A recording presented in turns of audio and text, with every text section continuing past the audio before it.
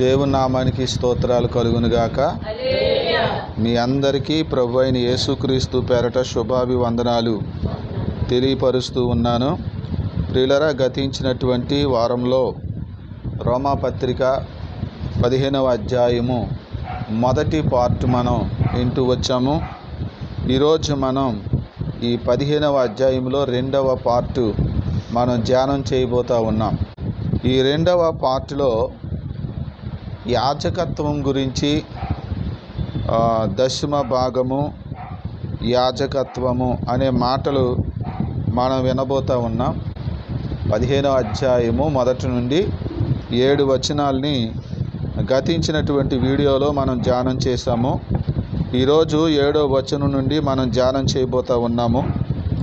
కాబట్టి అందరూ శ్రద్ధగా విని దేవుని వాక్యము అసలైన సత్యం ఏమిటో, పౌలు గారు ఏం చెప్తా ఉన్నారో సంఘానికి మీరు తెలుసుకుని మీ యొక్క ఆత్మీయ జీవితాల్ని మెరుగుపరుచుకోవాలని ప్రభు పేట మీకు మనవి చేస్తూ ఉన్నాను. రోమీయులకు రాసిన పత్రిక 15వ అధ్యాయం 7వ వచనం చూడండి. కాబట్టి క్రీస్తు మిమ్మును చేర్చుకున్న ప్రకారము దేవునికి మహిమ కలుగునట్లు మీరును ఒకరినొకడు చేర్చుకొనుడి. చూడండి, క్రైస్తవ సంఘంలో దేవునికి మహిమ రావాలి. మనందరిని బట్టి, మనలో ఉన్నటువంటి ఐక్యతను బట్టి, మనలో ఉన్న ప్రేమను బట్టి, మన యొక్క సహవాసాన్ని బట్టి, మన సంఘాన్ని బట్టి దేవునికి ఏమి రావాలట? మహిమ రావాలి. కాబట్టి సంఘములో చేర్చబడుతున్న ప్రతి ఒక్కరిని కూడా చేర్చుకోవాలి. వారితో మరి ప్రేమ కలిగి మనం జీవించాలి, సమాధానం కలిగి జీవించాలి, తగ్గించుకొని జీవించాలి. ఈ 15వ అధ్యాయం వరకు మనం గతించినటువంటి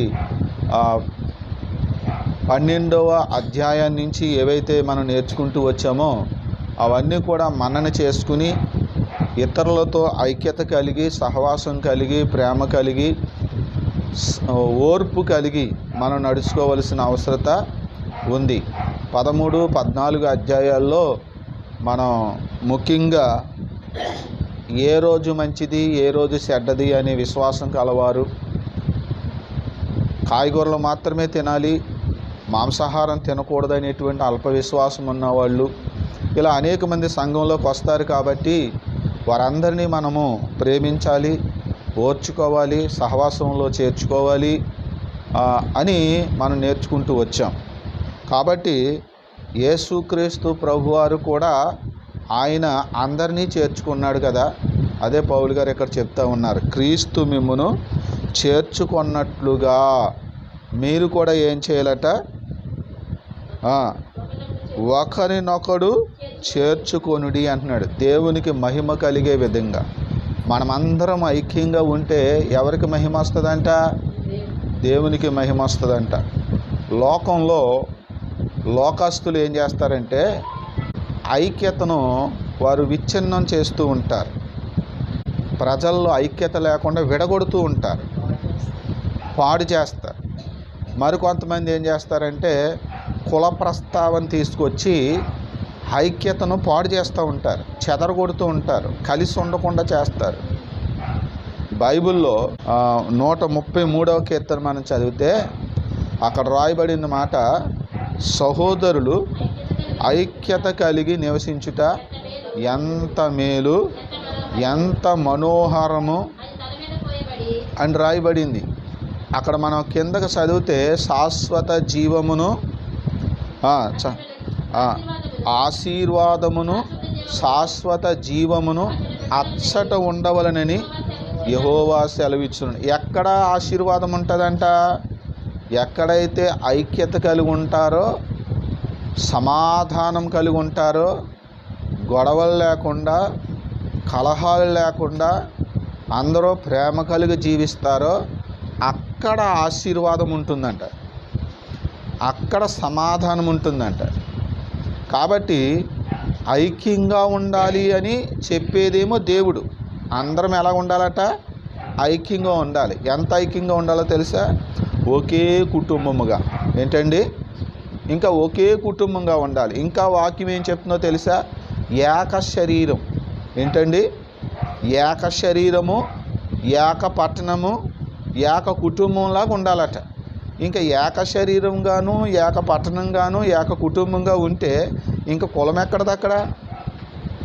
ఇక మతం ఎక్కడదక్కడ? చెప్పండి.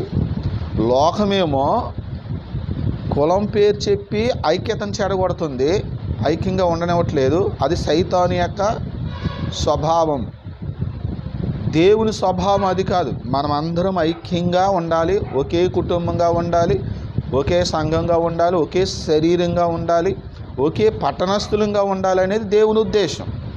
సాతాను ఉద్దేశం ఏంటి? మీరు ఐక్యంగా ఉండకూడదు, మీరు ప్రేమ కలిగి ఉండకూడదు అని చెప్పి కుల ప్రస్తావన, లేకపోతే మత ప్రస్తావన, లేకపోతే ప్రాంత భేదము, ఇలా భేదాలు సృష్టించి ఐక్యతను చెడగొడతా ఉంటాడు సాతాను. అందుకనే దేవుని బిడ్డలమైన మనము జ్ఞానము కలిగి, మనం మెలకు కలిగి ఉండాలి. ఏమిటి వీడు మా ఐక్యతను చెడగొట్టడానికి? ఏమిటి వీడు కుల ప్రస్తావన తీసుకొస్తున్నాడు మా మధ్యన ఐక్యతను చెడగొట్టడానికి? అయితే సైతానుగా వీడిని కానీ ఇలాగా ప్రేరేపించి వీడు బుర్ర పాడు చేసినట్టున్నాడు, వీడేమో నా బుర్ర పాడు చేస్తున్నాడని మనం అర్థం చేసుకోవాలి. ఆ సాతాను దగ్గర నుంచి కొంచెం మనం సైడ్ అవ్వాలి. దేవునికి స్తోత్రం కలుగాక. హల్లెలూయా. కాబట్టి ఇక్కడ దేవుడు ఏమంటున్నాడంటే, మీరు ఐక్యంగా ఉంటే ఎవరికి మహిమ వస్తుందంట? మనం ఐక్యంగా ఉంటే దేవునికి మహిమ వస్తుంది. మన సమాధానం కలిగి ఉంటే, ప్రేమ కలిగి ఉంటే. కనుక అలాగున మనం ఏం చేయాలంటే, ఒకరినొకడు ప్రేమించి ఒకరినొకడు ఏం చేయాలి? చేర్చుకోవాలి. ఎవరు చేర్చుకున్నారు మనల్ని? క్రీస్తు చేర్చుకున్నాడు. క్రీస్తు మనల్ని చేర్చుకునేటప్పుడు, రే నేను యూదుల్లో పుట్టాను కాబట్టి నాకు ఒక గుర్తింపు ఉంది, యూదుడు అని ఒక గుర్తింపు ఉంది, కాబట్టి నువ్వు యూదుడివేనా అని మనల్ని కులం అడిగాడు ఆయన. ఏమంటే అడిగాడా? యేసు ప్రభువారు మనల్ని రక్షించేటప్పుడు, మనల్ని తన బిడ్డగా స్వీకరించేటప్పుడు, నేను పుట్టడమే యోధా గోత్రంలో పుట్టాను, యూదుల్లో పుట్టాను, మా వంశమే యోధా వంశం, అంటే మా జాతి యోధా జాతి, ఇశ్రాయేలు జాతి, నువ్వు యూదుడువా అని అడిగాడా? అడగలేదు. ఆయన అందరి కొరకు చనిపోయాడు, ఆయన అందరినీ చేర్చుకున్నాడు. కాబట్టి మనము ఇక్కడ అందరినీ చేర్చుకోవాలి. ఏం చేయాలండి? అందరినీ చేర్చుకోవాలి. అన్ని కులాల వారిని మనం ప్రేమించాలి, అన్ని మతస్థులను కూడా మనం ప్రేమించాలి. వాళ్ళది ఏ మతం అయితే మనకెందుకు? అందరితో ఐక్యంగానే ప్రేమ కలిగి ఉండాలి, అంతే. దేవునికి స్తోత్రం. అలాగ ఉండడం వల్ల దేవునికి మహిమ వస్తుందట. యేసు ప్రభు వారు కూడా అలాగే చేర్చుకున్నాడు. చూడండి, లోకాసు వార్త 19వ అధ్యాయం 7వ వచనం. అందరూ అది చూచి, ఈయన పాపి అయిన మనిషిని యొద్ద బస చేయ వెళ్ళినని చాలా సనుగుకొనిరి. చూసారండి, యేసు ప్రభు వారట జక్కయ్య ఇంటికి వెళ్ళారట. జక్కయ్య ఎవరంటే సుంకపు గుప్తదారుడు, పన్ను వసూలు చేసుకునేవాడు. అతన్ని అందరూ చాలామంది షార్ట్గా ఏమని తిట్టుకునేవారంటే, వీడు పాపాత్ముడు అని తిట్టుకునేవారు. ఎందుకని? సుంకం పన్నులు ఎక్కువ విధించి వసూలు చేసుకునేవాడు అన్నమాట. కనుక అతన్ని పాపాత్ముడు అనేవారు. యేసు ప్రభు వారు జక్కయ్య ఇంటికి వెళ్ళినందుకు చాలామంది సనుక్కుని, ఈయన పాపి అయినటువంటి మనుషుని ఇంటి బస చేయడానికి ఈయన వెళ్ళాడని అన్నారట. అంటే యేసు ప్రభు వారు ఎవరిని చేర్చుకున్నాడు? పాపులను కూడా చేర్చుకున్నాడు. అది నేను మీకు చెప్పేది. ఆయన అందరినీ చేర్చుకున్నాడు అనడానికి ఒక వచనం మీకు చూపిస్తున్నాను. పాపులను కూడా, ఎవరైతే మంచి వాళ్ళు కాదంటామో, ఎవరైతే పాపులు అంటామో అలాంటి వారిని కూడా యేసు ప్రభు వారు చేర్చుకున్నాడు. మనం కూడా ప్రజలందరినీ చేర్చుకోవాలి. వారి సంఘంలోకి వస్తే, చర్చికి వస్తే, సహవాసంలో వాళ్ళు చేరితే వాళ్ళు మనం చేర్చుకోవాలి, వాళ్ళు మనం తునీకరించకూడదు. అది వాక్యం తెలియజేస్తూ ఉంది. చూడండి, 8వ వచనం, రోమిలికి రాసిన పత్రిక 15వ అధ్యాయము 8వ వచనం. నేను చెప్పినదేమనగా, పితరులకు చేయబడిన వాగ్దానముల విషయములో దేవుడు సత్యవంతుడని స్థాపించుటకును, అన్యజనులు ఆయన కనికరమును గూర్చి దేవుని మహిమపరచుటకును క్రీస్తు సున్నతి గలవారికి పరిచారకుడా అని. ఇక్కడ రెండు విషయాలు ఉన్నాయి. ఒకటి, దేవుడు పితరులకు చేశాడంట వాగ్దానం. ఏ పితరులకు చేశాడు వాగ్దానము అంటే మన పితరులకు కాదు, యూదులైనటువంటి వారి పితరులకి దేవుడు వాగ్దానం చేశాడు. ముఖ్యంగా ఎవరికి వాగ్దానం చేశాడు ఆయన అంటే ఇశ్రాయేలు జాతికి, యూదా జాతికి మూల పితరుడు ఎవరంటే అబ్రహాం. ఎవరండి? అబ్రహాం. మరో మాటలో చెప్పాలంటే అబ్రహాము యొక్క పూర్వపు వాళ్ళ యొక్క స్థితి మనం చూస్తే అతను ఒక విగ్రహారాధికుడు. మనమెవరు? మనం కూడా విగ్రహారాధికులమే. అయితే మన జాతిని అబ్రహాం గారి జాతిని ఒకటే చూసుకుంటే, ఎప్పుడు కూడా మనం వెనక్కి ఆలోచించుకుంటూ పోతే ఏమండి మనందరిది కూడా ఒకటే ఏరులో నుంచి వచ్చాము. మనం అందరం ఎక్కడి నుంచి వచ్చాము? బైబిల్ అదే చెప్తుంది. ఇద్దరు మనుషుల్ని, ముగ్గురు మనుషుల్ని దేవుడు సృష్టించలేదు. 2 జాతులుగానో 3 జాతులుగానో దేవుడు సృష్టించేటప్పుడు ఆయన అలా చేయలేదు. 2 జాతులుగా 3 జాతులుగా లేకపోతే 4 జాతులుగా దేవుడు సృష్టించి ఉంటే అప్పుడు మనము భేదాభిప్రాయాలు చూపించడానికి అవకాశం దొరుకును. బైబిల్లో అలా లేదు. వేరే మతంలో అయితే ఉంది, 4 వర్ణాలుగా సృష్టించినట్టుగా ఉంది.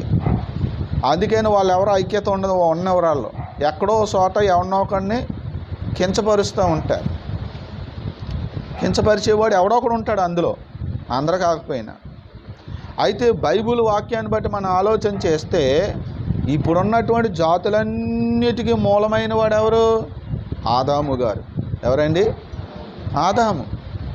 ఆదాము గారి దగ్గర నుంచి, నోవాహు గారి దగ్గర నుంచి, అబ్రహాం గారి దగ్గర నుంచి ఇలాగా అనేక మంది అలాగా వేరైపోయారు.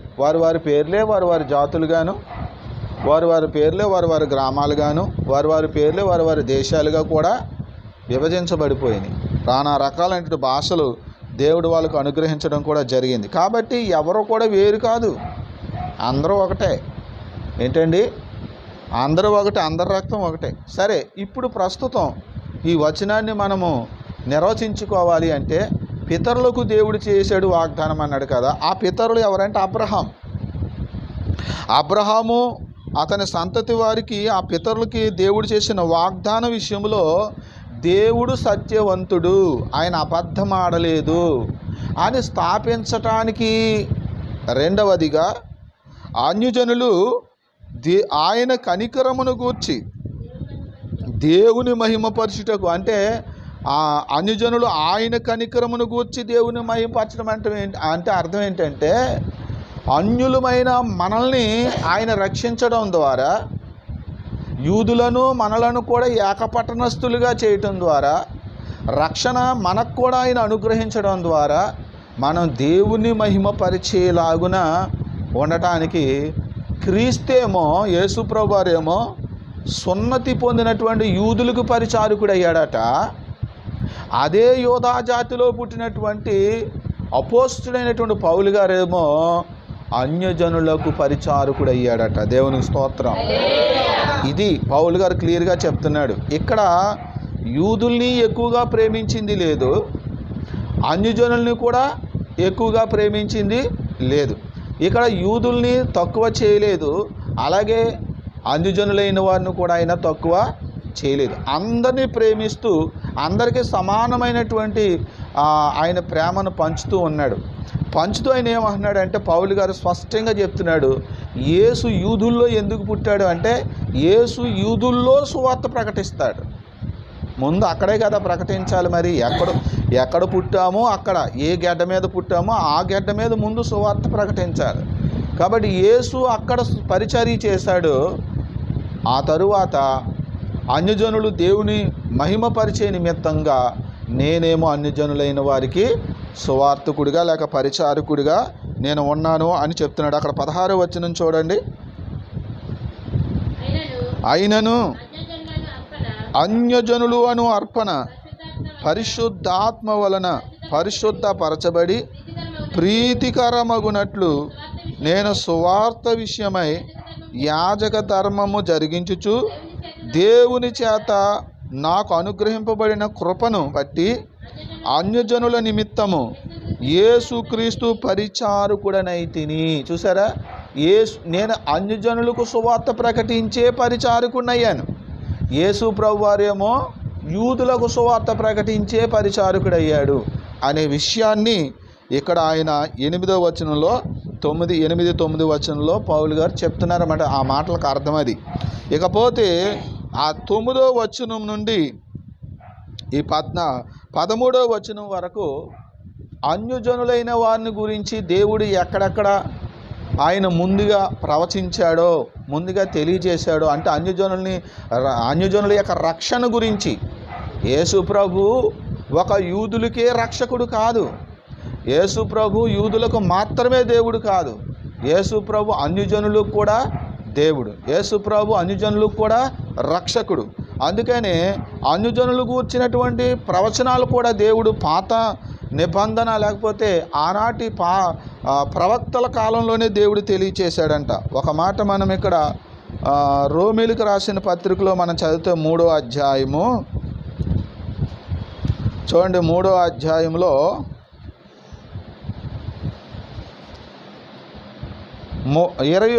29వ వచనం చూడండి. దేవుడు యూదులకు మాత్రమే దేవుడా? అన్యజనులకు దేవుడు కాడా? అవును, అన్యజనులకును దేవుడే. చూసారా, అన్యజనులకును దేవుడే అనే మాట. కొంతమంది ఉన్నారు ఈ లోకంలో, ఈ దేవుడు మాకు మాత్రమే దేవుడు, ఈ దేవుణ్ణి పూజించుకోవడానికి మేము మాత్రమే రావాలి, పలానా వాళ్ళు రావటానికి వీల్లేదు అనేటువంటి పరిస్థితి ఈ లోకంలో కొన్ని చోట్ల ఉంది కదా. అయితే బైబిల్లో ఉన్నటువంటి ఈ దేవుడు యేసుక్రీస్తుని గురించి మనం ఆలోచన చేయగలిగితే, ఈయనంట యూదులకు మాత్రమే కాదు, ఈయన అన్యజనులకు కూడా ఈయన దేవుడై ఉన్నాడు. కాబట్టి ఆయన అన్యజనులకు కూడా దేవుడని, అన్యజనులు కూడా తన దగ్గరకు చేర్చుకుంటాడని గల ప్రవచనాల్ని పౌలు గారు ఇక్కడ కొన్ని వచనాలను చూపిస్తూ ఉన్నాడు. 9వ వచనం నుంచి రోమీలకు రాసిన పత్రిక 15వ అధ్యాయము 10వ వచనం నుంచి మనం చదివితే, అందుకు తగినటువంటి ప్రవచనాలు అంటే దేవుడు ముందే వెల్లడి చేశాడు. చూడండి, మరియు అన్యజనులారా ఆయన ప్రజలతో సంతోషించుడి అనియు. చాలండి, ఇక్కడ చూడండి, అన్యజనులారా అని అంటూ ఆయన ప్రజలతో సంతోషించుడి. ఎవరి ప్రజలతోటి? యేసు ప్రభు వారు ఏ ప్రజల మధ్యనైతే పుట్టాడో, ఏ జాతిలో పుట్టాడో అదే జాతితో మీరు ఏం చేయాలి? అన్యజనులైన మీరు కూడా సంతోషించండి అంటున్నాడు. అదే వారితో మనం ఎప్పుడు సంతోషిస్తాము? వాళ్ళు మనము ఐక్యమైతేనే కదా సంతోషం ఉండేది, ఏమండి, సమాధానం ఉండేది. కనుక అన్యజనుల గురించినటువంటి ప్రవచనాల్ని ముందుగానే దేవుడు తెలియచేస్తున్నాడు. అన్యజనులారా ఆయన ప్రజలతో సంతోషించండి అనే ప్రవచనాన్ని జ్ఞాపకం చేస్తున్నాడు పౌలు గారు. 11వ వచనం, మరియు సమస్త అన్యజనులారా ప్రభువును స్తుతించుడి, సకల ప్రజలు ఆయనను కొనియాడుదురుగాకనియు చెప్పి ఉన్నది. అన్యజనులారా ప్రభును స్తుతించండి, సకల జనులు కూడా ఆయన్ని రోమీలకు రాసిన పత్రిక 15వ అధ్యాయము 14వ వచనం, నా సహోదరులారా మీరు కేవలం మంచివారును. అండి వీళ్ళంట ఎలాంటి వాళ్ళు అంటండి? 3 విషయాలు చెప్తున్నాడండి ఇక్కడ. ఒకటి, మీరు మంచివారు. కేవలం మీరు ఎలాంటి వాళ్ళు? మంచివాళ్ళు. అంటే దేవుని సంఘానికి వచ్చిన వాళ్ళు ఎలా ఉండాలన్నమాట? మంచితనం ఉండాలి. మనలో ఏముండాలి? మంచితనం ఉండాలి సంఘంలో. అది సంఘం. మంచి మనసు లేకపోతే వాడు సంఘం కాదు. బాప్తిస్మ అందరూ పొందేస్తారు, అంత మాత్రాన సంఘం కాదు. అదే ఇక్కడ వచ్చినటువంటి సమస్య. అదే, బాప్తిస్మం పొందితే చాలు నేను క్రైస్తవుని అయిపోయాను, బాప్తిస్మం పొందితే చాలు నేను దేవుని బిడ్డనైపోయాను, బాప్తిస్మం పొందితే చాలు నేను పరలోకం వెళ్ళిపోతాను అనుకుంటున్నారు. బాప్తిస్మం పొందుతున్నారు, ఆ తర్వాత ఏ చేయకూడదని దేవుడు చెప్పాడో ఆ పనులన్నీ కూడా మరలా చేస్తున్నవారు కూడా ఉన్నారు. అన్నీ చేయకపోయినా కొన్ని చేసేవాళ్ళు ఉన్నారు. కొంతమంది కొన్ని చేస్తున్నారు, మరి కొంతమంది కొన్ని చేస్తున్నారు. మొత్తానికి దేవుడు ఏది వద్దన్నాడో ఆ పనులు చేస్తున్నటువంటి క్రైస్తవులు చాలామంది ఉన్నారు. మరి వీళ్ళందరూ నిజంగా క్రైస్తవులా? కాదు. వీళ్ళందరూ దేవుని ప్రజలా? కాదు. దేవుడు ఏది విసర్జించమన్నాడో దానినే మీరు చేస్తున్నప్పుడు మీరు దేవుని పిల్లలు ఎలాగవుతారు? అవరు. అదే మనం గుర్తించుకోవాలి. అందుకనే బాప్తీసం పొందానంటే సరిపోలేదు. దేవుడు వద్దన్నటువంటి చెడ్డ పనులన్నీ మనం విడిచిపెట్టేయాలి. అప్పుడే మనం దేవుడి బిడ్డలుగా దేవునికి ప్రీతికరంగా ఉండగలుగుతామన్నమాట. అందుకని నేనేమంటున్నాడంటే, మొదట మీరు మంచివారు అంటున్నాడు. సంఘానికి, విశ్వాసులకి ప్రతి ఒక్కరూ మంచివారిగా ఉండాలి. రెండవది ఆయన ఏమంటున్నాడు? సమస్త జ్ఞాన సంపూర్ణులను అంటున్నాడు. ఎలాంటి వాళ్ళం అంటాడు? మనం ఎలా ఉండాలి? మనం సంపూర్ణమైన జ్ఞానవంతులుగా మనం ఉండాలంట. ఏది పడితే అది నమ్మేసేవాళ్ళలాగా, ఏది పడితే అది వినేవారులాగా, ఎవరు ఏం మాట్లాడుతున్నారు, ఎందుకు మాట్లాడుతున్నారో తెలుసుకోకుండా ఉండే వాళ్ళ అజ్ఞానంగా మనము ఉండకూడదు. ఒకరికి ఒకరు బుద్ధి చెప్ప సమర్థులై ఉన్నారని నా మట్టుకు నేను మిమ్మల్ని గూర్చి రూఢిగా నమ్ముచున్నానంటే కొన్నిసార్లు కొంతమందికి బుద్ధి చెప్పాలన్నమాట. సంఘం ఏం చేయాలండి? కొంతమందికి బుద్ధి చెప్పేవారై ఉండాలి. పనికిమాలిన మాటలు మాట్లాడే వాళ్ళకి అవసరమైతే మనం బుద్ధి చెప్పాలి. సంఘాన్ని చెడపడానికి, సహవాసాన్ని చెడపడానికి, మన భక్తిని పాడు చేయడానికి, మన క్రమాన్ని పాడు చేయడానికి. రోజు వెళ్ళాలా ప్రార్థనకి వెళ్ళకపోతే పాస్టర్ గారు తిడతారా? పాస్టర్ గారికి అంత భయపడిపోతున్నావు ఏంటి? మరి ఎవరికి భయపడతావు? వాళ్ళకి భయపడి, లేకపోతే వాళ్ళకి భయపడవయ్యా. ఎవరికి? అది అంటారు కదా కొంతమంది, ఇవాళ శుక్రవారం ప్రార్థనకి వెళ్ళిపోవాలా, ఇవాళ ఆదివారం ప్రార్థనకి వెళ్ళిపోవాలా, మానేయకూడదా? మానేస్తే ఏంటి? అంత భయపడిపోతున్నావు ఏంటి అని అంటారు కదా. ఎప్పుడన్నా ఒకవేళ అంటే ఆడికి భయపడు, పరలోకం వెళ్తావేమో. మరి ఎవరికి భయపడతామండి ఈ లోకంలో? ఎవరికొకరికి భయపడి ఏమంటే మనం నడుచుకోవాలి కదా. మరి ఎవరికి భయపడతావు? పోనీ చెప్పు. ఎవరు భయపడడం అంటే ఏంటి? వాళ్ళకు లోబడి వాళ్ళు చెప్పినట్టు చేయటమే. మీ అమ్మ మాటకో, మీ నాన్న మాటకో, లేకపోతే మీ తాత మాటకో, అలాగే ఎవరో ఒకరంటే మనకు భయం ఉండాలి కదా. భయం లేనివాడు ఏం చేస్తాడు? బజారులో ఏం చేస్తాడు? గుడ్డెడతాడంట. ఏమంటే బజార్లో కోడి గుడ్డెడద్దా? భయము లేని కోడి ఏం చేస్తుందంట? బజార్లో గుడ్డెడుతుందంట. అసలు కోడి బజార్లో గుడ్డెడుతుందండి?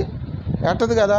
కోడిని పట్టుకొని గంప కింద కప్పెట్టి దాని మీద మళ్ళా ఏంటండి ఏ గోను సంచో మూతేసి పైగా షాట్ని తలుపు షాట్నో ఎక్కడో మనం చీకట్లో పెట్టి ఉంచితేనే కానీ గుడ్డెట్టదు అది. అవునా కదా? ఇప్పుడు అలాగే చేస్తున్నారండి. నేను చిన్నప్పుడు అలాగే చేసేవాడిని. మరి అది చిన్నప్పుడు మాకు కోళ్ళు ఉండేవి. ఆ కోళ్ళని అలాగే పట్టుకొని కప్పెట్టేవాడిని నేను.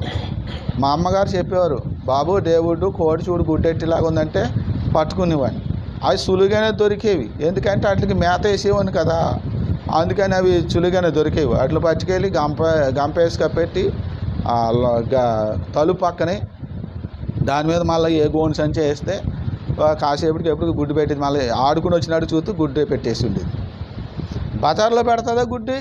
మనుషుల మధ్య తిరుగుతున్నా పెడుతుందా? పెట్టదో. మరి ఒకవేళ మనుషులు తిరుగుతున్నటువంటి ప్రదేశంలో కూడా అది హ్యాపీగా గుడ్డెట్టిందంటే దానికి ఏం లేదు, భయం లేదు కదా. దేవుని బిడ్డలారా, అంటే భయం ఉంటే ఒక క్రమం ఉంటుంది. మీ అమ్మతో చెప్తానంటే అమ్మ అంటే భయం అనుకో, పిల్లలు భయపడి క్రమశిక్షణ నేర్చుకుంటారు. అలాగే సంఘానికి కూడా ఏదో ఒక భయం ఉండాలి. ఏ భయం ఉండాలి? నీకు దేవుడి భయం ఉందా? దేవుడి భయం ఉంటే అసలు నువ్వు ఎవరి భయం అక్కర్లేదు.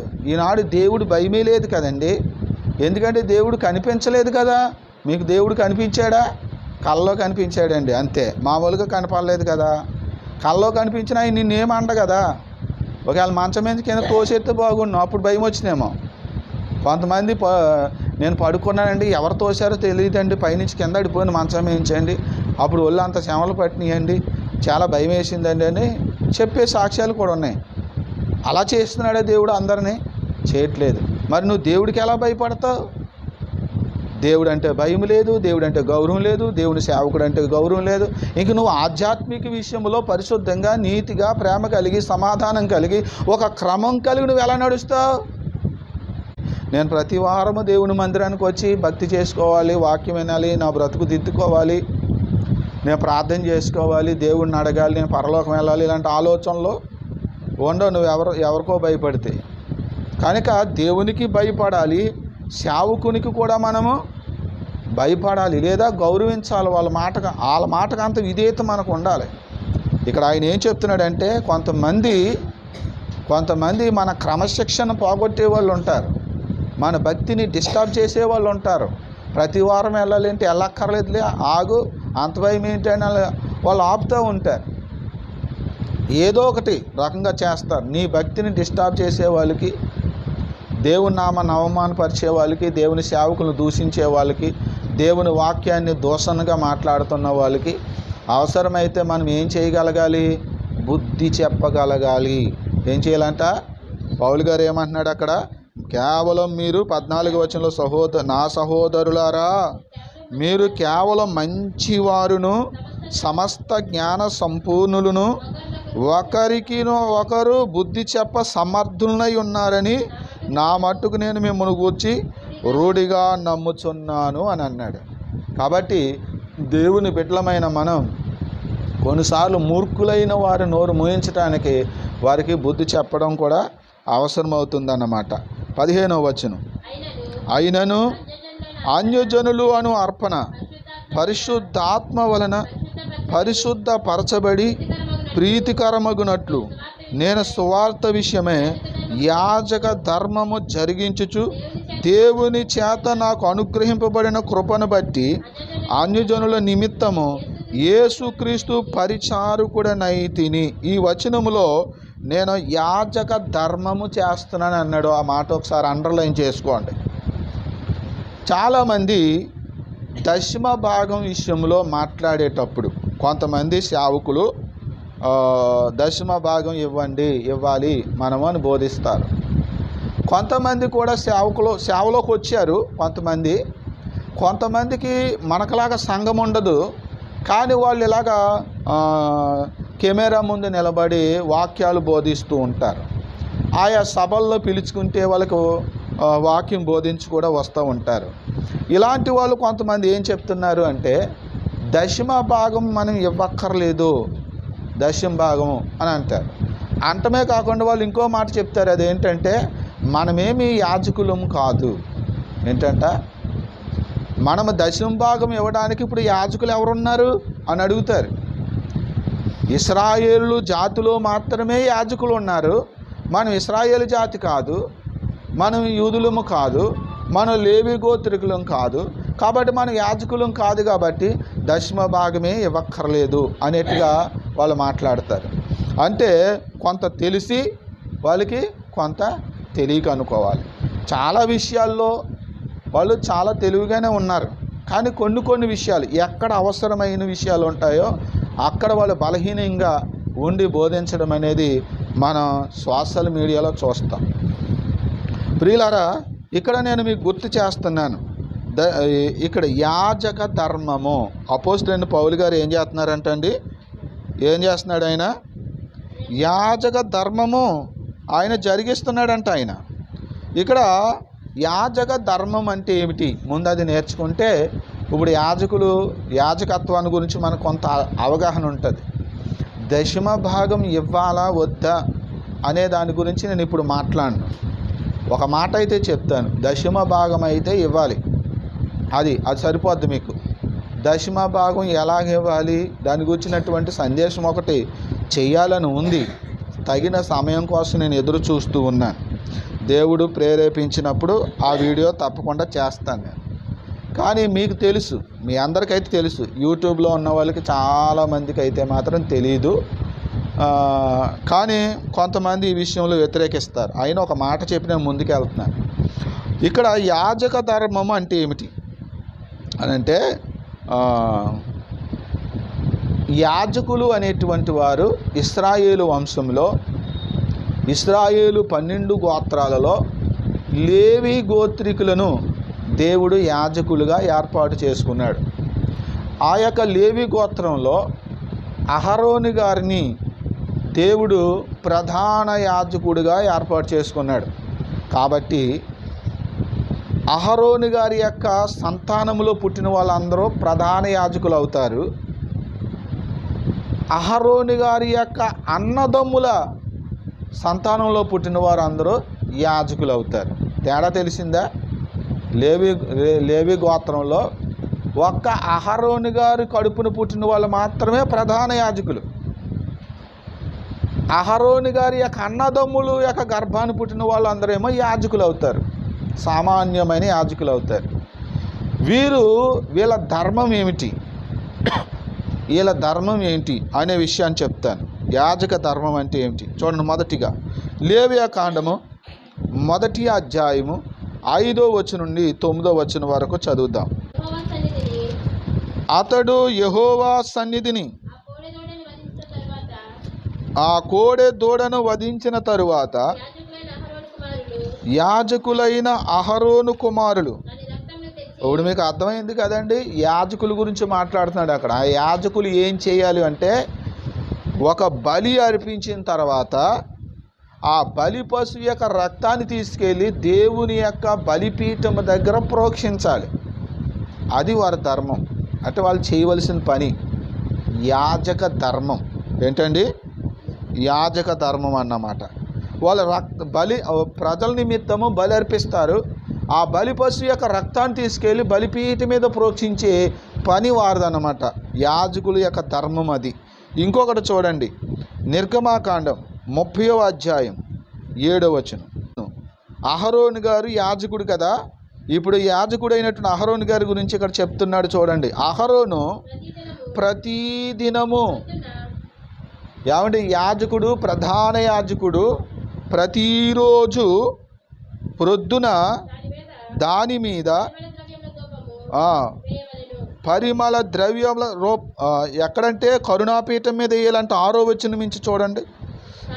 సాక్ష్యపు మందసమునొద్ద నుండు అడ్డతెర ఎదుట, అనగా శాసనముల మీద కరుణాపీఠం ఎదుట నీవు దాన్ని ఉంచవలెను.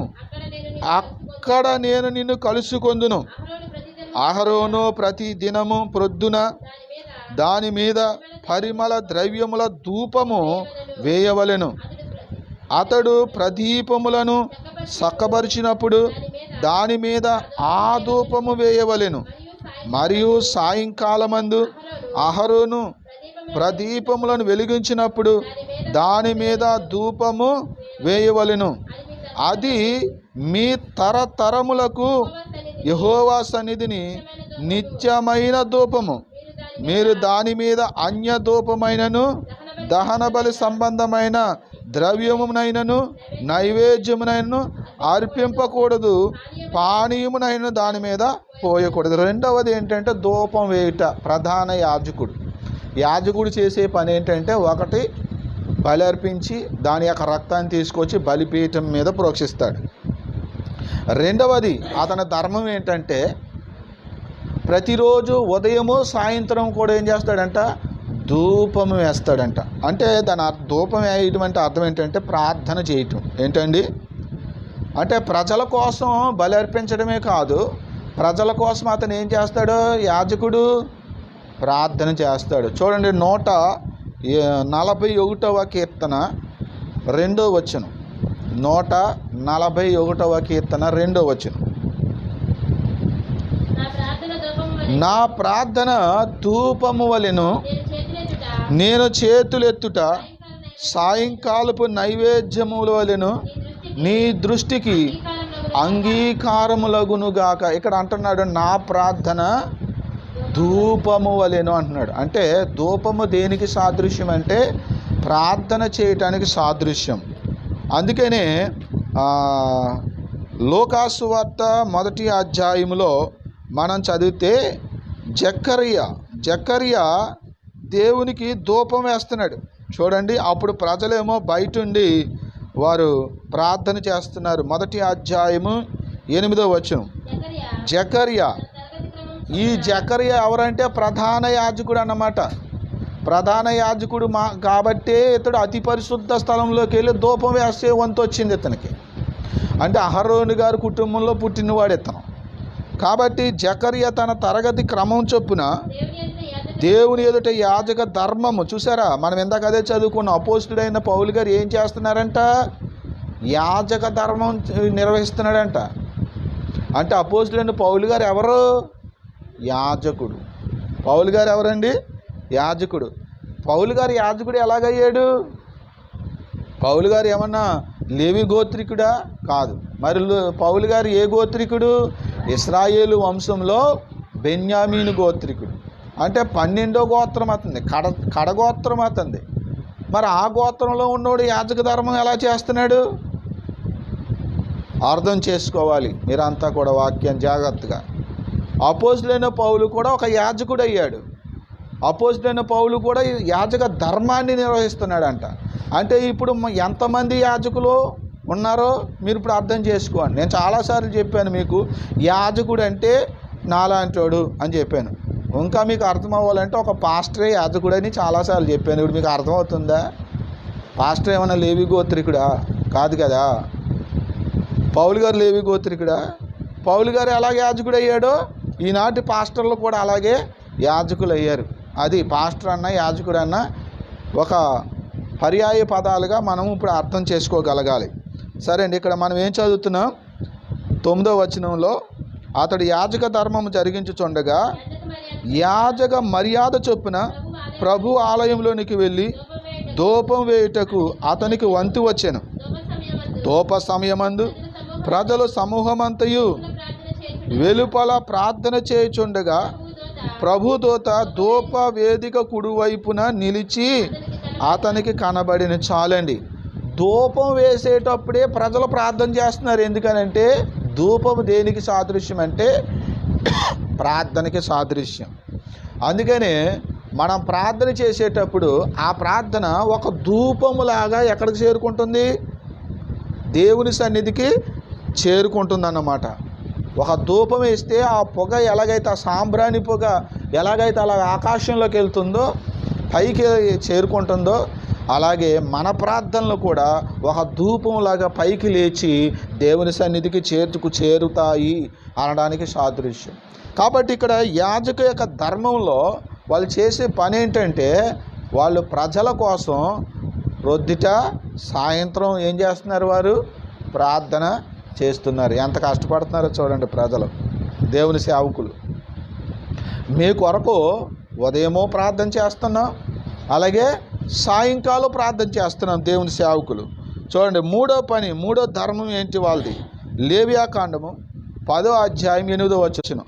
మరియు యెహోవా అహరోనుతో ఇట్లనెను, మీరు ప్రత్యక్షపు గుడారంలోనికి వచ్చినప్పుడు మీరు చావకుండినట్లు నీవును నీ కుమారులను ద్రాక్ష రసమునే కానీ మద్యమునే కానీ త్రాగకూడదు. చూసారా, యాజకులు ఏం చేయకూడదంటే అండి, మద్యం తాగకూడదట, పులిసిన ద్రాక్షారసమును కానీ అన్నాడు అక్కడ. కానీ మనం ప్రభు పాలలో ఏం తాగుతాము? కొంచెం, ఎంత అండి?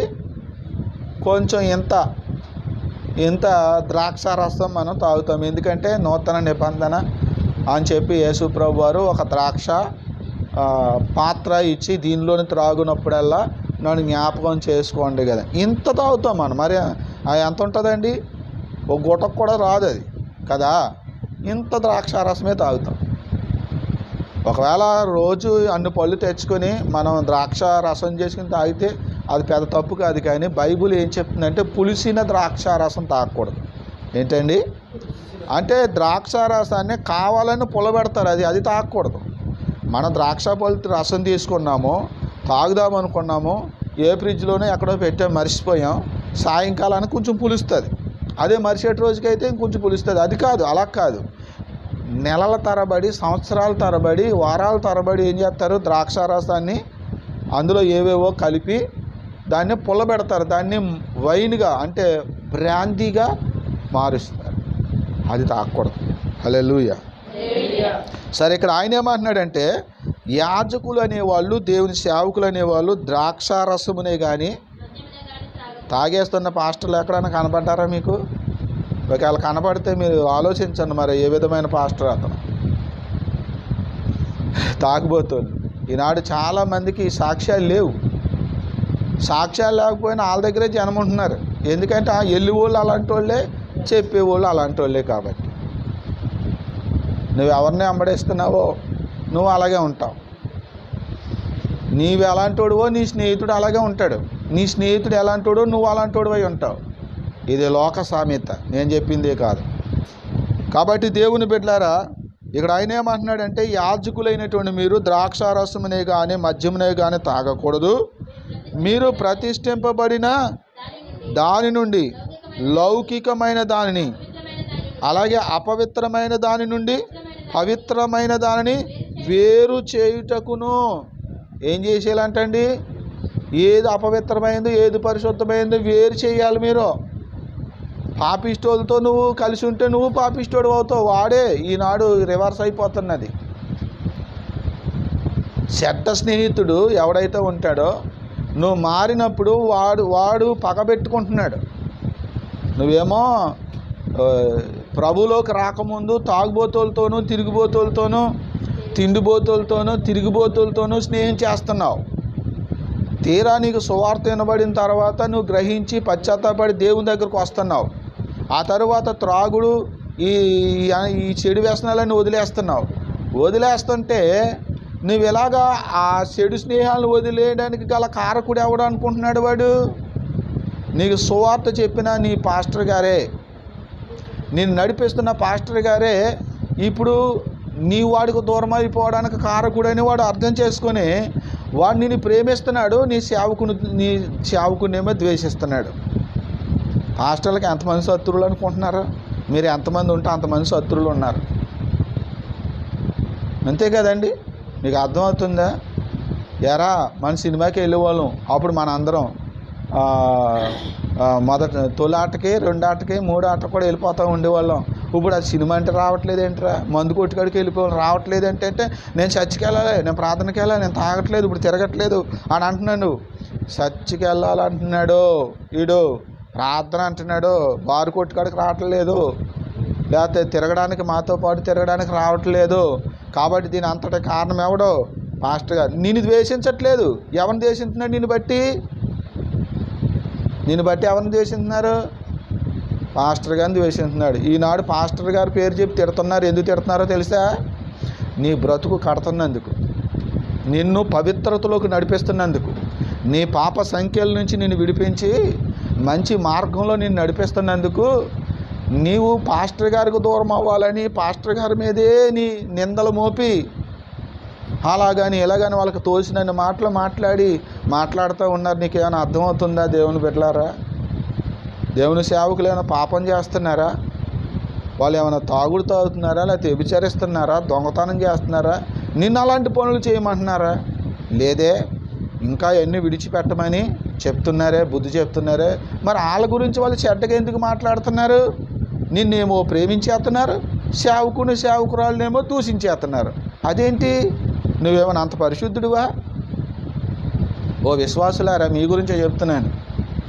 నేను అన్యజనుల గురించి చెప్పట్లే. దేవుని సంఘానికి వచ్చినటువంటి దేవుని బిడ్డలుగా మార్పు చెంది పరలోకం వెళ్ళాలనుకుంటే మీతో చెప్తున్నాను నేను.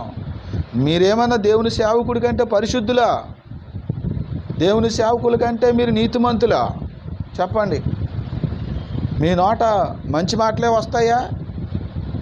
మీరు ఇక్కడి నుంచి వెళ్ళిపోయిన తర్వాత మీరు ఎలా జీవిస్తున్నారు మీకే తెలుసు కదా. మరి అలాంటిది ఏ పాపము చేయనటువంటి దేవుని సేవకుల మీద వాళ్ళు ఎందుకండి విరోధులు అవుతున్నారు? నిన్ను బట్టి. ఎందుకని? నువ్వు మారిపోయావని. నువ్వు మరలా చెడిపోయి నువ్వు మళ్ళా తిరిగిపోతులతో పాటు తిరిగావనుకో, వాళ్ళకి హ్యాపీ. లోకం చేసే పని అది. కాబట్టి అర్థం చేసుకోండి. ఇక్కడ ముఖ్యంగా సేవకుడు త్రాగుబోతు కాకూడదని ఆయన చెప్పారు. ఇంకా కిందకి ఆయన పరిశుద్ధత నుండి అపవిత్రమైన దానిని వేరు చేయాలి. అపవిత్రమైన దాని నుండి పవిత్రమైన దానిని వేరు చేయుటకును యెహోవా మోషే చేత, ఇదిగో గుర్తుపెట్టుకోండి, యెహోవా మోషే చేత ఇశ్రాయేలులకు ఆజ్ఞాపించిన సమస్త విధులను మీరు వారికి బోధించుటకును ఇది మీ తరతరములకు నిత్యమైన కట్టడ. దేవునికి స్తోత్రం చెబుతామా? యాజకుల యొక్క ధర్మం ఏంటి చెప్పండి? యాజకుల ధర్మం ఏంటండి? తరతరాలకి వాళ్ళకి ఇవ్వబడింది ఏంటి? బోధించటం. ఏంటండి? యెహోవా మోషే చేత బోధించినటువంటి, మోషే చేత ఆజ్ఞాపించిన విధులను గురించి, అంటే దేవుని వాక్యాన్ని గురించి యాజకులు ఏం చేయాలి? ప్రజలకి బోధ చేయాలి. బోధ చేసేవాడు ఎవడన్నమాట? బోధ చేసేవాడు ఎవడండి? యాజకుడు. బోధ చేసేవాళ్ళు ఎవరు? యాజకులు. అపోస్తలుడైన పౌలు గారు ఏం చేస్తున్నారండి? ఇదిగో ఆయన సంఘాలకు బోధిస్తున్నాడు పత్రికలు రాసి. అందుకని ఆయన ఏమంటున్నాడు? నేను యాజక ధర్మాన్ని జరిగిస్తున్నాను, నేను యాజకుడిని అని చెప్తున్నాడు ఆయన. బోధించే బోధకులు యాజకులు అన్నమాట. సంఘం కొరకు ప్రార్థించే వాళ్ళు యాజకులు అన్నమాట. వాళ్ళకి ఇవ్వబడింది ఆ భారం, వాళ్ళ మీద పెట్టబడింది. యాజకుడు రక్తాన్ని దేవుని సన్నిధిలో ప్రోక్షిస్తాడు. అయితే ఇప్పుడు రక్తాన్ని ప్రోక్షించవలసిన అవసరం అయితే ఇప్పుడు లేదు. ఎందుకంటే రక్తము యేసుక్రీస్తు వారు మన కొరకు ధారపోశారు. దేవునికి స్తోత్రం. ఈ 3 పనులు ప్రధానమైనవి. 4వది కూడా ఉంది, చూడండి ఒకసారి. లేవి కాండము 21వ అధ్యాయము 4వ వచనం. అతడు తన ప్రజలలో యజమానుడు గనుక తన్ను అపవిత్రపరుచుకొని సామాన్యునిగా చేసుకొనరాదు. మీకు అర్థమైందండి ఈ మాట? ఎవరి గురించి చెప్తున్నాడంటే 21వ అధ్యాయం 1వ వచనం చూడండి. మరియు యెహోవా మోషేతో ఇట్లనెను, యాజకులకు అహరోను కుమారులతో ఇట్లనుము. అది యాజకులతో చెప్తున్నాడు దేవుడు. యాజకులంట ఆ ప్రజలకి ఎవరంట? వాళ్ళు యజమానులు. ఎవరండి? యజమానుడు. అసలు యజమానుడు అంటే ఎవరు? ఓ కుటుంబానికి యజమానుడు ఉంటాడు కదండి. తండ్రి ఆ కుటుంబం అంతటికి యజమానుడు కదా. అంటే ఇప్పుడు సంఘం కూడా ఏంటన్నమాట? ఒక కుటుంబం. ఏంటండి? సంఘం అంతా కూడా ఒక కుటుంబం. ఆ కుటుంబానికి యజమానుడు ఎవరు? దేవుని సేవకుడు, పాస్టర్ గారు. ఆయనే యాజకుడు అన్నమాట. తండ్రిలో అంటాడు. అందుకనే నేను ఎప్పుడు చెప్తాను మీకు, మీరందరూ నాకు బిడ్డలు. హల్లెలూయా. ఎలాంటి బిడ్డలు? పసిబిడ్డలు మొదలుకొని, పసిబిడ్డలు మొదలుకొని జుట్టు అంతా మెరిసిపోయి కాసేపటికో రేపుడికో వెళ్ళిపోయే వరకు ఉన్న విశ్వాసి కూడా నాకు బిడ్డలే. దేవునికి స్తోత్రం. నేను మీ అందరికీ తండ్రి లాంటి వాడిని. ఒకవేళ వయసులో చిన్నోళ్ళు అయితే అయ్యాను, మీరు పెద్దోళ్ళు అయితే అయ్యారు. మీరు చిన్నోళ్ళు అయినా సరే, పెద్దోళ్ళు అయినా, చిన్నోళ్ళు అయితే చిన్న బిడ్డలు, పెద్దోళ్ళు అయితే పెద్ద బిడ్డలు అంతే. దేవునికి స్తోత్రం కలుగాలి. ఇది యజమానుడు అంటే నాయకుడు. మరో మాటలో చెప్పాలంటే ఏంటండి? యాజకులు నాయకులు అన్నమాట. యాజకులే బోధకులు అన్నమాట. యాజకుల యొక్క ధర్మం ఏంటంటే వాళ్ళు మనకు బోధిస్తారు, వారు మన కొరకు ప్రార్థన చేస్తారు అని ఇక్కడ 4 విషయాల్ని తెలియచేస్తూ వచ్చాడు. చూడండి ఒకసారి హెబ్రీయులకు రాసిన పత్రిక 7వ అధ్యాయము 11వ వచనం. ఇది పాత నిబంధన కాలంలో, అంటే ఆనాటి కాలంలో యేసు ప్రభు వారు పుట్టకముందు జరిగినటువంటి యాజకుల యొక్క ధర్మం. మరి ఇప్పుడు కొత్త నిబంధన కాలం అని చెప్పబడుతున్న ఇప్పుడు కూడా అదే ధర్మం ఉంది కదా. కాకపోతే ఇక్కడ లేని ధర్మం ఏంటంటే బలి అర్పించే ధర్మమే లేదు. ఏ ధర్మం లేదండి? ఎందుకని? నిత్యమైన బలి యేసు ప్రభు వారు మన కొరకు అర్పించాడు కాబట్టి ఇక అది లేదు. అందుకనే పౌలు గారు చాలా స్పష్టంగా చెప్తున్నాడు ఈ విషయాలన్నీ. హెబ్రీయులకు రాసిన పత్రిక 7వ అధ్యాయము 11వ వచనం.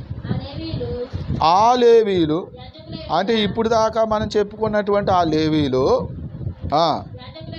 యాజకులై ఉండగా ప్రజలకు ధర్మశాస్త్రం ఇయ్యబడెను గనుక ఆ యాజకుల వలన సంపూర్ణ సిద్ధి కలిగిన ఎడల అహరోను క్రమములో చేరిన వాడని చెప్పబడక మెల్కీషెదెకు క్రమము చొప్పున వేరొక యాజకుడు రావలసిన అవసరమేమి? అది ఇక్కడ చెప్తున్నాడు. అప్పుడున్నటువంటి యాజకులు అర్పించిన బలులు అర్పణలు ఏవైతే ఉన్నాయో అవి ఒకవేళ సంపూర్ణ సిద్ధి కలుగు చేస్తే ఇక మరలా ఇంకొక యాజకుడు రావాల్సిన అవసరం లేదు కదా అంటున్నాడు. అంటే అప్పుడు యాజకులైనటువంటి లేవీలు అర్పించిన బలులు అర్పణలు ఏవి కూడా సంపూర్ణ సిద్ధి కలుగు చేయలేకపోయాయి కాబట్టి, మనకు సంపూర్ణంగా పాపక్షమాపణ అనేది కలిగించలేకపోయాయి కాబట్టి, మనలను పవిత్రపరచలేకపోయాయి కాబట్టి, మనలను దేవునికి సమీపస్తులుగా చేయలేకపోయాయి కాబట్టి, యేసుక్రీస్తు అనే ఒక ప్రధాన యాజకుడు మనకు మరలా అవసరమయ్యాడు. అందుకే యేసుక్రీస్తు యాజకుడిగా వచ్చాడనే విషయాన్ని ఇక్కడ పౌలు గారు తెలియచేస్తూ ఇంకో విషయం చెప్తున్నాడు చూడండి. ఇంకా చదవండి 12వ వచనం. ఇదియుగాక యాజకులు మార్చబడిన ఎడల అవశ్యముగా యాజక ధర్మము కూడా యాజక ధర్మము సహా మార్చబడును. ఎంత క్లియర్! 2 మాటలు చెప్తున్నాడు. ఒకటి యాజకులు మార్చబడడం, రెండవది యాజక ధర్మం కూడా ఏమైంది? మార్చబడింది. ఇప్పుడు మార్చబడిందా లేదండి? యాజకులు మార్చబడ్డారు. ఏ యాజకులు మార్చబడ్డారు? ఇదివరకు యాజకులు ఎవరుండేవారు? ఓన్లీ లేవి గోత్రికులు మాత్రమే యాజకులు. ఇప్పుడు ఆ యాజకత్వాన్ని ఆయన ఏం చేశాడు? తీసివేసేసాడు. యేసుప్రభు వారు తాను జీవించిన కాలంలో ఈ విషయాన్ని చెప్పారు. ఏమనంటే, ద్రాక్ష తోట వేసి, ఆయన ఒక రాజు ద్రాక్ష తోట వేసి దేశాంతరము పోయి ఆ ద్రాక్ష తోట మీద తనకు రావాల్సిన వాటా తనకి ఇమ్మని తన దాసులు పంపించాడంట ఆ కాపుల దగ్గరికి, ఆ ద్రాక్ష తోట కాపు కాసే కాపుల దగ్గరికి. అంటే మరో మాటలో చెప్పాలంటే యాజకులు అన్నమాట. ఆ ద్రాక్ష తోట ఇశ్రాయేలీలు, దాన్ని కాపు కాసేవాళ్ళు యాజకులు అన్నమాట. ఇప్పుడు నేను చేసే పని ఏంటి? సంఘాన్ని కాస్తున్నాను, కాపు కాస్తున్నాను. సంఘ కాపరి అంటే అర్థం ఏంటి? సంఘాన్ని కాపు కాసుకునేవాడు సంఘ కాపరి, దాన్ని కాపాడుకునేవాడు. సంఘ కాపరిని కాపు కాసేవాడు అంటాడు, కాపు అంటారు సంఘ కాపరిని. దేవునికి స్తోత్రం. సరే, దేవుని బిడ్డలారా, ఇప్పుడు తన వాటా కోసం పంపిస్తే వాళ్ళు ఏం చేశారంట? కొంతమందిని అవమానపరిచి పంపేశారు, కొంతమందిని ఏమో రాళ్ళకుతో కొట్టి చంపేశారు. ఇలా చేస్తే అప్పుడు ఆయన ఏం చేశాడంట? తన ప్రియమైన కుమారుని పంపిస్తే ఆయన్ని గౌరవిస్తారు, ఎందుకంటే అతను నా కుమారుడు కదా, మా యజమానుడు కుమారుడు అని చెప్పేసి నా కుమారుని సన్మానిస్తారు. నాకు రావాల్సినటువంటి వాటా, అంటే ఆ చిత్తు అంటాం కదా, మనం కౌలు అంటాం కదా, ఆ వాటా ఏదో నాకు ఇస్తారు అని చెప్పి తన కుమారుని పంపించాడట. పంపిస్తే వాళ్ళు ఏం చేశారు? ఇతడు మన యజమాని యొక్క కుమారుడు, ఇతను చంపేస్తే తోట మంద అయిపోద్ది అనుకుని అతని ద్రాక్ష తోట వెలుపల కొట్టి చంపేశారు అని యేసుప్రభు ఒక ఉపమానం చెప్పారు కదా. అప్పుడు ఆయన ఏమంటున్నాడు? మీకు ఏం తోస్తుంది? ఆ యజమానుడు తన దండలను పంపించి వాళ్ళందరినీ కూడా నరికించి ఆ ద్రాక్ష తోట వేరే కాపులకు ఇస్తాడు. ఏం చేస్తాడంట? వేరే కాపులకి ఇస్తాడు అన్నాడు కదా. ఆ మాట వాళ్ళకి అర్థమైంది. మీ యాజకత్వాన్ని దేవుడు వేరే వాళ్ళకి ఇచ్చేస్తామని వాళ్ళకి అర్థమైంది. అప్పుడు చాలా కోపం పెట్టుకున్నారు యేసు ప్రభు మీద. కాబట్టి ఆ వేరే కాపులు ఎవరో? ఇదిగో ఇప్పుడు నేను, నాలాంటి పాస్టర్లు అందరూ వేరే కాపులు అన్నమాట. అంటే మొదటి కాపులు ఎవరాళ్ళు? లేవి గోత్రికులైన యాజకులు మొదటి కాపులు. ఆ కాపులు దేవునికి ఇవ్వవలసినటువంటిది ఇవ్వలేదు, ఆ ఫలాలు ఇవ్వలేదు. కాబట్టి ఇప్పుడు దేవుడు వాళ్ళని మార్చేశాడు, వాళ్ళని తీసేశాడు, యాజకత్వం తీసేశాడు. పాత నిబంధనలో కాలంలో దేవుడు ప్రవక్తల ద్వారా ముందే చెప్పాడు, మీ యాజకత్వాన్ని తీసేస్తానని దేవుడు. అందుకని వాళ్ళ యాజకత్వాన్ని దేవుడు తీసేశాడు. అందుకని దేవాలయం కూడా లేదు. దేవాలయం కూడా పడగొట్టబడడానికి గల కారణం కూడా అదే. దేవాలయం పడగొట్టబడింది. ఇప్పుడు బలులు అర్పించే ఆ పరిస్థితులు వాళ్ళకి లేవన్నమాట. వాళ్ళు మనుషులు అక్కడక్కడ ఉన్నారు కానీ దేవుని దేవాలయం లేదు. అందుకని ఇప్పుడు మరలా మందిరం కట్టాలని వాళ్ళు చూస్తున్నారు. సరే, దేవుని బిడ్డలారు, ఇప్పుడైతే ఆ కాపులు మార్చబడ్డారు, ఆ యాజకులు మార్చబడ్డారు. ఇప్పుడు ఇదిగో నాలాంటి యాజకులు వచ్చారు. ఇక్కడ పౌలు గారు అదే చెప్తున్నాడు. యాజక ధర్మము ఏమవుతుందంట? మార్చబడుతుంది. యాజకులు మార్చబడినప్పుడు యాజక ధర్మము కూడా మార్చబడిన ఈ విషయాన్ని మీరు గమనించుకోండి. కాబట్టి ఇప్పుడున్న సేవకులు కూడా ఏమై ఉన్నారంటే యాజకులై ఉన్నారని తెలుసుకోండి. ఇప్పుడున్న యాజకులు చేసే పని ఏంటంటే సువార్త ప్రకటిస్తారు. ఇప్పుడున్న యాజకులు ఏం చేస్తారండి? మేము చేసే పని ఏంటి? సువార్త అంటే బోధించడం. అప్పుడు లేవీలు కూడా ఏం చేశారు? బోధ చేశారు. బోధించేవాడే లేవీడు, యాజకుడు అన్నమాట. యాజకుడి పని బోధించడం. రెండవదిగా ఆనాడు ఉన్నటువంటి యాజకులు ఎలాగైతే ధూపం వేశారో అంటే ప్రార్థన చేశారో ప్రజల కోసం, ఈనాడు ఉన్నటువంటి యాజకులైన పాస్టర్లు కూడా ఏం చేస్తున్నారు?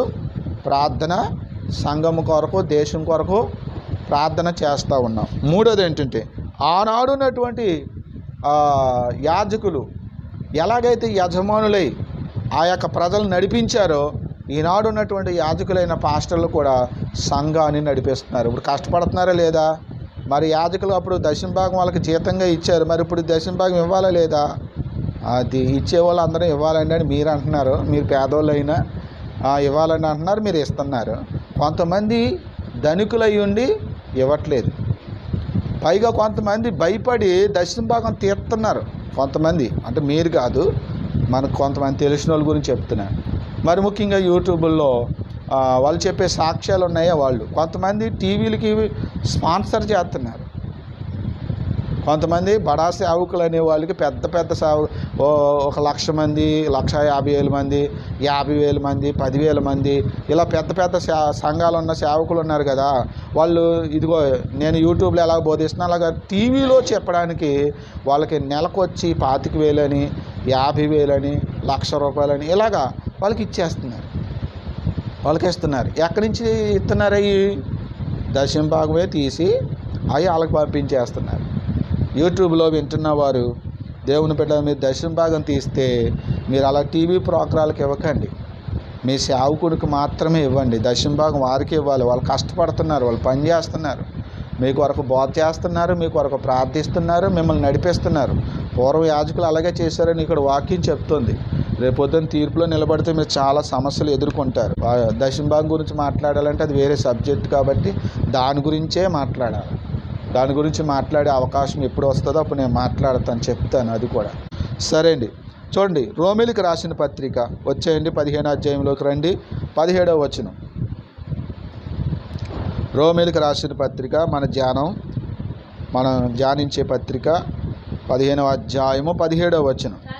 కాగా క్రీస్తు యేసును బట్టి దేవుని విషయమైన సంగతులలో నాకు అతిశయ కారణము కలదు. పౌలు గారికి అంటండి దేవుని విషయంలో తాను అతిశయించడానికి కొన్ని కారణాలు ఉన్నాయంట. నేను గర్వించాలంటే, కానీ నేను గర్వించను అంటున్నాడు. ఏంటండి? నేను అతిశయించను అంటున్నాడు. అవును, మనం అతిశయం లేకుండా బ్రతకాలి. ఏం చేయాలండి?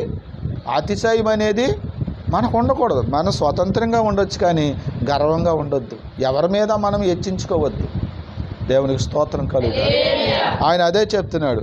యాలయనగా 18వ వచనం, అన్యజనులు విధేయులగునట్లు వాక్యము చేతను, అంటే పౌలు గారు ఏం చేస్తున్నాడు? అన్యజనులకి వాక్యం చెప్తున్నాడు. అలాగే క్రియల చేతను, గురుతుల బలము చేతను, మహత్కార్యముల చేతను, పరిశుద్ధాత్మ బలము చేతను, క్రీస్తు నా ద్వారా చేయించిన వాటిని గూర్చియే కానీ మరి దేని గూర్చియు, అంటే పౌలు గారి ద్వారా స్వస్థతలు జరిగాయి కదా, దెయ్యాలు వెలగొట్టబడ్డాయి, రోగులు స్వస్థపరచబడ్డారు, ఇటువంటి కార్యాలు జరిగాయి కదా, వాటన్నిటి గురించి నేను చెప్పుకోను అని అంటున్నాడు. వాటి గురించి నేను అతిశయించను అంటున్నాడు. ఎందుకంటే వాటి గురించి మాట్లాడవలసి వస్తే ఆటోమేటిక్గా ఏమొస్తుంది? అతిశయం వస్తుంది.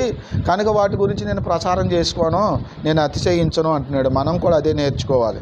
చూడండి 19వ ఇంకా కిందకు మనం చదివితే, కాబట్టి యెరూషలేము మొదలుకొని చుట్టుపట్లనున్న ప్రదేశములు ఇల్లూరుకు ప్రాంతము వరకు క్రీస్తు సువార్తను పూర్ణముగా ప్రకటించి ఉన్నాను. నేనైతే మరి ఒకని పునాది మీద కట్టకుండు నిమిత్తము ఆయన గూర్చి సమాచారం ఎవరికి తెలియబడలేదో వారు చూతురనియు విననివారు గ్రహింతురనియు రాయబడిన ప్రకారము క్రీస్తు నామ మెరగని చోట్లను సువార్తను ప్రకటింపవలనని మిక్కిలి ఆశ గలవాడనయుండి అలాగూ ప్రకటించి తిని. అంటే ఇక్కడ ఎంత స్పష్టంగా చెప్తున్నాడంటే పౌలు గారు, మరొకరి పునాది మీద కట్టకుండు నిమిత్తం 20వ వచనం, నేనైతే మరి ఒకరి పునాది మీద కట్టకుండు నిమిత్తం అంటున్నాడు. అంటే నేను ఇతర సంఘాలను నేను దోసుకోను అంటున్నాడు. అది పౌలు గారు. యేసుప్రభు శిష్యులు ఎంతమంది అండి? 12 మంది.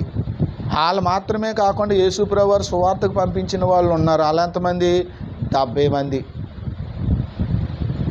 వీళ్ళందరూ కాకుండా మళ్ళీ ఇంకెంతమంది సువార్తకు వచ్చారు, దేవుడు ఏర్పరచుకున్నాడో తెలియదు, కానీ వీళ్ళందరూ ఆయా ప్రాంతాలకు వెళ్ళి సువార్త ప్రకటిస్తున్నారు. ఆయా ప్రాంతాలకు వెళ్ళి సువార్త ప్రకటించి అనేక మందిని ప్రభు తట్టు తిప్పారు. ఇప్పుడు పౌలు గారు అంటున్నాడు, వాళ్ళు ప్రకటించిన ఏరియాకి నేను వెళ్ళి, వాళ్ళు ప్రకటించిన వాళ్ళకి నేను ప్రకటించి, వాళ్ళు సంపాదించుకున్న వారిని నేను మరలా సంపాదించేసుకోను. నేను ఇలా చేయను. నేను ఇంకొకరి పునాది మీద నేను కట్టను. ఈనాడు పౌలు గారు లాంటి సేవకులు లేరండి. ఎంతసేపు ఇతర విశ్వాసులను దోచుకునే సేవకులే కనపడుతున్నారు. కొత్త వాళ్ళకే, వేరే వాళ్ళకే ఎక్కడ సువార్త ప్రకటించబడలేదో, లేదా ఎవరికి సువార్త ప్రకటించబడలేదో వాళ్ళకి సువార్త ప్రకటిస్తాను. నేను వాళ్ళ మధ్యన పరిచర్య చేస్తాను. అందుకని నేను ఇల్లూరు వరకు తిరుగుతూ సువార్త ప్రకటిస్తూ ఉన్నాను. వేరే వాళ్ళ యొక్క పునాది మీద నేను కట్టను అని అంటున్నాడు. అంటే ఒక వ్యక్తి దేవుని వాక్యం బోధించి కొంతమందిని పెంచుతున్నాడు ఆల్రెడీ. అది ఒక పునాది. ఇప్పుడు నేను చెప్పే వాక్యము, ఈ సహవాసంలో ఈ వాక్యం మీద ఒక పునాది లాంటిది. అర్థమైందా? ఇదే సహవాసంలో ఉండి ఇదే వాక్యం మీద నువ్వు ఉంటే ఇది నీకు ఒక పునాదిలాగా పనిచేస్తుంది. దేవునికి స్తోత్రం. కనుక పౌలు గారు ఏం చెప్తున్నారు? వేరే పునాది మీద నేను కట్టను, నా మట్టుకు నేను ఒక పునాది వేస్తున్నాను అంటున్నాడు. ఒకటే పునాదా, లేకపోతే ఇంకా అనేకమైన పునాదులా? ఎంతమంది ఉంటే అన్ని పునాదులు అన్నమాట లెక్క. ఇదొక విధంగా మనం ఆలోచన చేయగలిగితే పౌలు గారు అదే చెప్తున్నాడు. క్రీస్తు నామము ఎరగని చోట్లను సువార్తను ప్రకటింపవలెనని మిక్కిలి ఆశ గలవాడనయుండి అలాగూ ప్రకటించి తిని. ఎంత గొప్ప మనసు అతనిది. అలా కాకుండా ఈవేళ సంఘాలను దోచుకునే వాళ్ళకి ఈ మాట వ్యతిరేకం అన్నమాట. చూడండి 22వ వచనం. అంతే, అదే కారణం చేత మీ వద్దకు రాకుండా నాకు అనేక పర్యాయములు ఆటంకము కలిగెను. ఇప్పుడైతే ఈ ప్రదేశములో నేను ఇంకా సంచరింపవలసిన భాగము లేదు కనుక అనేక సంవత్సరముల నుండి మీ వద్దకు రావాలనని మిక్కిలి ఆశ కలిగి నేను స్పెయిను దేశమునకు వెళ్ళినప్పుడు మార్గములో మిమ్మను చూచి మొదట మీ సహవాసము వలన కొంత మట్టుకు సంతృప్తి నొంది మీ చేత అక్కడికి సాగనంపబడుదునని నిరీక్షించుచున్నాను. అయితే ఇప్పుడు పరిశుద్ధుల కొరకు పరిచర్య చేయుచు యెరూషలేమునకు వెళ్ళుచున్నాను. ఉత్తరంలో రాస్తున్నాడు పౌలు గారు. ఇంతకీ ఇది ఏంటి పత్రిక? ఉత్తరం. మీకు ముందే చెప్పాను ప్రారంభంలో. రోమా పత్రిక ఒక పత్రిక అంటే ఉత్తరం అని అర్థమని మీకు ముందే చెప్పాను కదా. ఈ ఉత్తరం రాశాడు ఈయన రోమాలో ఉన్నటువంటి ఈ సంఘస్థులకి. నేను మళ్ళీ మీ దగ్గరికి నేను ఇదంతా ప్రకటించుకుంటూ వెళ్ళిపోయాను, మరలా మిమ్మల్ని దర్శించడానికి వస్తాను, రావాలని ఆశ ఉంది. నేను స్పెయిన్ దేశానికి వెళ్తాను, వెళ్ళేటప్పుడు మార్గంలో మీ దగ్గరకు వస్తాను. నేను ప్రకటించేశాను, నేను ప్రకటించవలసినంత మేర నేను ప్రకటించేశాను. దేవుడు నాకు ఇచ్చిన మేర అంతా. వేరే వారు మేరలో ప్రకటించలేదు. దేవుడు నాకు ఏ మేర అప్పగించాడో ఆ ప్రాంతాల్లోనూ ప్రకటించి అనేక మందిని రక్షించాను. ఇప్పుడు నేను చేసే పరిచర్య ఏంటంటే పరిశుద్ధుల కొరకైన పరిచర్య చేస్తున్నాడంట. అంటే పరిశుద్ధుల కొరకైన పరిచర్య అంటే ఏ పరిచర్య ఇది? ఇప్పుడు పౌలు గారు చేస్తున్న పరిచర్య అని అంటే ఆ కిందే చెప్తున్నాడు చూడండి 26వ వచనం. యాలయనగా యెరూషలేములో ఉన్న పరిశుద్ధులలో బీదలైన వారి నిమిత్తము మాసిదోనియా వారును అకయ వారును కొంత సొమ్ము సందా వేయ నిష్టపడిరి. అవును, వారు ఇష్టపడి దాని చేసిరి. వారు వీరికి రుణస్థులు. ఎట్లనగా అన్యజనులు వీరి ఆత్మ సంబంధమైన విషయములలో పాలువారై ఉన్నారు గనుక శరీర సంబంధమైన విషయములో వీరికి సహాయము చేయ బద్దులై ఉన్నారు. ఈ పనిని ముగించి ఈ ఫలమును వారికి అప్పగించి నేను మీ పట్టణం మీదుగా స్పెయిన్కు ప్రయాణము చేతును. నేను మీ వద్దకు వచ్చినప్పుడు క్రీస్తు యొక్క ఆశీర్వాద సంపూర్ణముతో వత్తునని ఎరుగుదు. అంటే ఇక్కడ పౌలు గారు ఏం చేస్తున్నారంటే అండి, సందా పోగేస్తున్నాడు. ఈ సందా పోగేసుకుంటా వస్తున్నాడంట. ఎక్కడి నుంచి అక్కడ ఒక మాట, అమూల్యమైన మాట చెప్పాడు. మాసిదోనియా వారును అకయ వారును కొంత సొమ్ము సందా వేయ ఇష్టపడిరని 26వ వచనంలో చెప్తున్నాడు. పరిశుద్ధుల కొరకు, అంటే దేవుని సేవకుల కొరకు, యెరూషలేములో ఉన్న దేవుని సేవకులు. అసలు ముందు సేవకులు ఎక్కడ ఉన్నారు? యెరూషలేములోనే కదా, వాళ్ళ అపోస్తులు. ఆ అపోస్తులే కాకుండా ఇంకా చాలామంది అపోస్తులు ఉన్నారు. మనకు తెలిసిన అపోస్తులు ఎంతమంది? 12 మందే తెలుసు మనకి, మత్తయి గారితో. ఏమండి, ఈ అపోస్తులే మనకు తెలుసు. తర్వాత అపోస్తులైన పౌలు గారి గురించి తెలుసు. వీళ్ళ మాత్రమే కాక చాలామంది అపోస్తులు ఉన్నారంట. దేవునికి స్తోత్రం. వారిలో కొంతమంది బీదలై ఉన్నారంట. వాళ్ళ కోసం సందా పోగేస్తున్నాడంట. ఆ సందా ఎవరు ఇస్తున్నారంట? ఇంతకని మాసిదోనియా వారును అకయ వారును కొంత సొమ్ము సందా ఇచ్చేయ నిష్టపడ్డారు. కాబట్టి ఆ సందా నేను తీసుకొని నేను వెళ్ళి వాళ్ళకి అప్పగించి స్పెయిన్ దేశానికి వెళ్ళిపోతాను. ప్రస్తుతం ఆ పనిలో ఉన్నాను నేను అంటున్నాడు ఆయన. అంటే ముందు ఏం చేశాడు ఆయన? సువార్త ప్రకటించుకుంటూ వెళ్ళిపోయాడు. ఆ తరువాత ఎప్పుడో మనకు తెలియదు, కానీ మొత్తానికి అతను చెప్తున్నాడు, ఈ వివరణ ఇస్తున్నాడు ఇక్కడ. ప్రస్తుతం నేను ఏ పనిలో ఉన్నానంటే పరిశుద్ధుల కొరకు సందా పోగు చేసే విషయంలో నేను ఉన్నానయ్యా. ఈ సందా పోగు చేసి పట్టుకెళ్ళి యెరూషలేము పట్టుకెళ్ళి అక్కడ పరిశుద్ధులకు అప్పగించేసి అప్పుడు స్పెయిన్ దేశానికి వెళ్తారు అంటున్నాడు పౌలు గారు. పౌలు గారు అసలు ఏమీ తీసుకోలేదండి, కానుకలు తీసుకోలేదండి. ఆయన కష్టపడి పని చేసాడండి అని మాట్లాడతారు కొంతమంది. కొన్ని మాటలు వదిలేస్తారనమాట చదివేటప్పుడు వీళ్ళు. అందుకే వాళ్ళకి అదొకటే పట్టుకుంటారు. ఏ ప్రదేశంలో ఆయన ఏం చేశాడు అనేది అర్థం చేసుకోవాలి.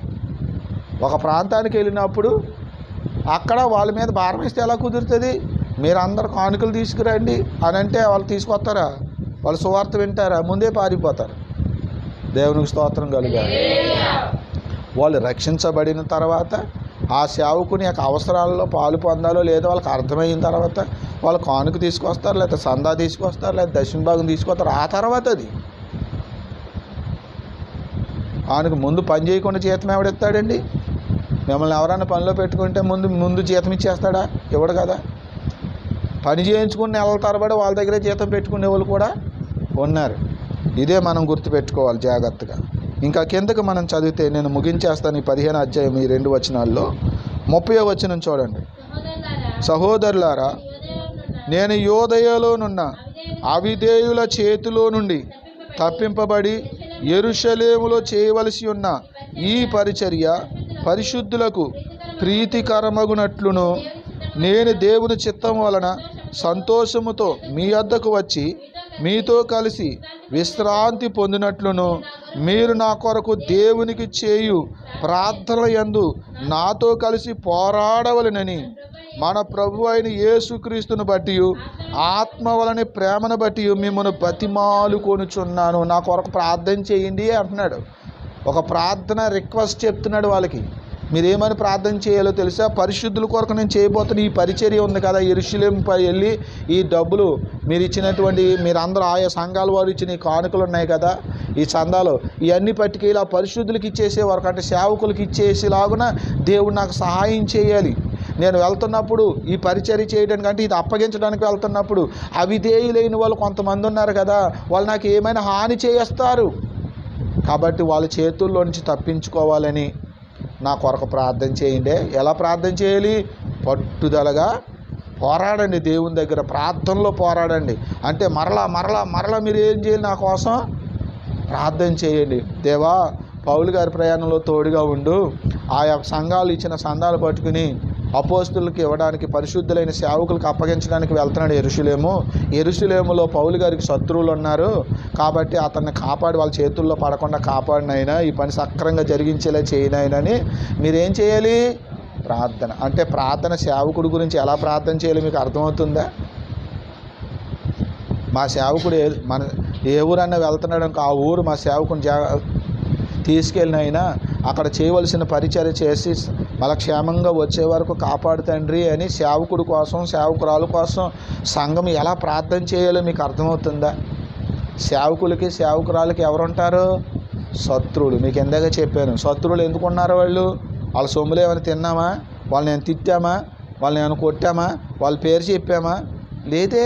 మరి అయినా ఎందుకు శత్రువులు అయిపోతున్నారు? మిమ్మల్ని బట్టి ఎందుకు అయిపోతున్నారు? మీకప్పుడు తాగుబోతులు గాను, కొంతమంది ఏమో తిరుగుబోతులు గాను. అంటే సంఘంలో మిమ్మల్ని అంటే సార్వత్రిక సంఘాన్ని ఉద్దేశించి చెప్తున్నాను నేను. మీరంటే మీరే అని కాదు. మీరు ఉండొచ్చు, ఒకవేళ లేరు అనడానికి లేదు, ఉన్నారనడానికి లేదు. ఉన్నారని చెప్పలేము, లేరని చెప్పలేము. ఎందుకని ఉన్నారంటే ఒక బాధ, లేరంటే ఇంకో బాధ. అందుకని మీరే అర్థం చేసుకుని జాగ్రత్తగా మీ హృదయాలను హత్తుకుని, దేవుని బిడ్డలారా, సేవకుడు ఎందుకు ఇతరులకు శత్రువు అవుతున్నాడండి? సేవకుడు శత్రువు వాళ్ళ సొమ్ములేం దొంగిలించట్లేదే, వాళ్ళ పనులకి ఏం ఆటంకం కలిగించలేదే, వాడు తాగుతుంటే వాడు గ్లాస్ పట్టుకుని తాక్కరా అనట్లేదే, తిరుగుతుంటే అడ్డుపడి తిరక్కా అంటలేదే. సంఘానికి బోధించుకుంటున్నాం. దేవుని దగ్గరికి వచ్చారు కదా, నేను పరిశుద్ధపరచబడాలి, నేను దేవుని రాజ్యానికి వెళ్ళాలి, నాకు పాపక్షమాపణ కావాలని వచ్చారు. కాబట్టి మీరు ఇలా నీతిగా ఉండండి, మీరు ఇలా పరిశుద్ధంగా ఉండండి. మీ భక్తిని, మీ నీతిని, పవిత్రతను చెడగొట్టే ఆ స్నేహాలను విడిచిపెట్టుకోండి. విడిచిపెట్టుకోకుండా మరి ఎలా ఉంటారు మీరు పరిశుద్ధంగానే? చెప్పండి, ఉండగలమా